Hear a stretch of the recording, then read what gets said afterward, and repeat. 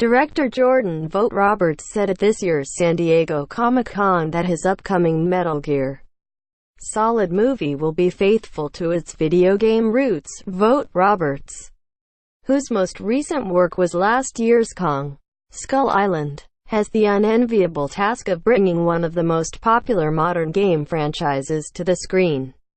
But he has series creator Hideo Kojima's blessing on the project. That is as good an endorsement as fans, and the director, could hope for. The film hasn't started filming yet. It's unclear exactly what the story is about or who will even star in it. But Vogt-Roberts recently revealed the script was finished, so progress is being made on the project, which is something he's undoubtedly excited about. And in his recent comments, he gave fans some more reasons to look forward to seeing Metal Gear Solid come to theaters. Related, Jordan Vogt-Roberts explains how there actually are great video game movies. Speaking to Screen Rant at San Diego Comic-Con, Jordan Vogt-Roberts discussed his plans for the Metal Gear Solid movie, including embracing all the weird elements that make the games great and memorable for fans, and that includes the supernatural. You know, the beauty of Metal Gear and the reason I give our producers and the studio a ton of credit is because I went in and said, let's embrace the fact that this is weird, let's embrace the fact that there are supernatural elements to this game that are horror elements to this game.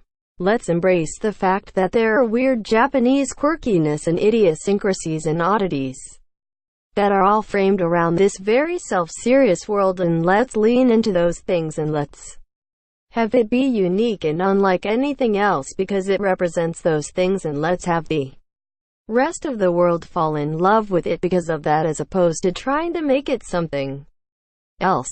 The first Metal Gear game came out in 1997, but the film will presumably be based on 1998's Metal Gear Solid for the original PlayStation.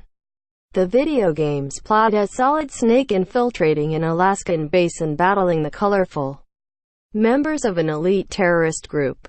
These include the clairvoyant Psycho Mantis, who confounded players by identifying games from their memory cards. He was also impossible to defeat thanks to his mind-reading abilities, which players overcame by plugging their controllers into a different port on the console. This is the kind of weird stuff that Vogt-Roberts is referring to. While it may not mean Deadpool-style metagagslike in the games, it does show that the director and screenwriter aren't sticking to the straightforward parts of the plot. This is potentially great news for fans who want to see a live-action version of the Cyborg Ninja character, who is exactly what the name suggests and slaughters an entire squad of soldiers while invisible in one of MGS's most memorable scenes. News of a Metal Gear Solid film adaptation first emerged in 2006, when Kojima announced the deal. David Hayter, who provides the voice of Snake in the series and had a writing credit on the first X-Men film in 2000, submitted a script, but producers rejected it. Not much news has emerged about the movie since, other than that it was still in development. But over the past couple years, the project has locked in a new production company, Vogt-Roberts as director, and screenwriter Jay Basu, who is also writing the upcoming sequel to Jim Henson's classic Labyrinth. Hopefully, things continue to progress smoothly behind the scenes and fans can finally get the Metal Gear Solid movie they've always wanted to see. This #SDCC post is brought to you in partnership with Regal Cinemas.